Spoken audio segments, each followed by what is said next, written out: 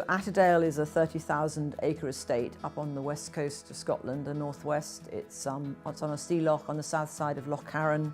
My grandfather bought this place in 1952 and my parents took it over about 30 or 40 years ago. My husband Alec and I moved up here 5 years ago.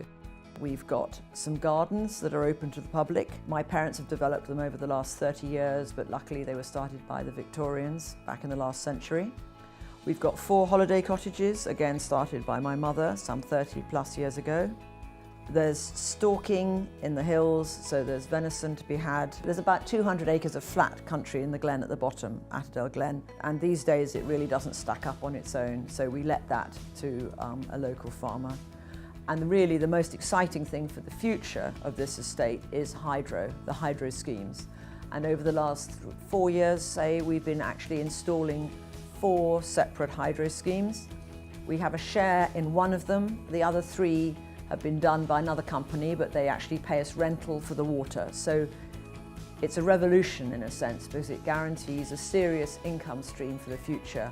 The question of Brexit is difficult to answer. When I think about it, the most obvious impact is that in the gardens during the season, spring, summer, we're lucky enough to be able to encourage intern students, people who are studying landscape design, gardening in France and elsewhere, come and spend perhaps a month or 2 months working here, and we give them bed and board, and in return they help to work in the garden, and they really seem to enjoy it.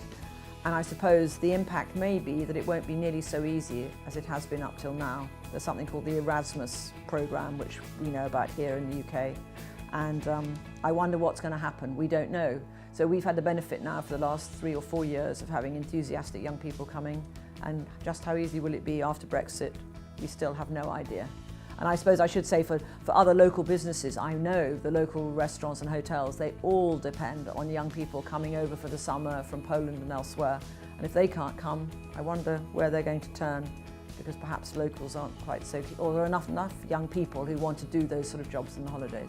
The only other thing, I suppose, for tourism in general, maybe it has an impact on the strength of the pound. So last year the pound went down with the prospect of Brexit, which probably meant I know tourism numbers were very high last year. Things went well for Scotland, but I mean, who's to tell which way the pound will go in the future? You ask if we're making any plans on how we plan to accommodate matters in the future, and I have to admit we probably haven't quite got around to doing that yet, because it hasn't happened yet, so you live in hope that life will go on the way it is. By nature I'm optimistic, so I mean we have to be positive. I have a basically positive attitude to life. The hydro schemes, which I've mentioned already, means that we have some guaranteed income looking forward, which means we can effectively try and plan for the future, and hope that by reinvesting in our offering to tourists, both in the holiday cottages and making sure the gardens are as good as they can be, we hope that we can continue to grow that business. That turnover will increase and the whole thing will become more possible and less loss-making.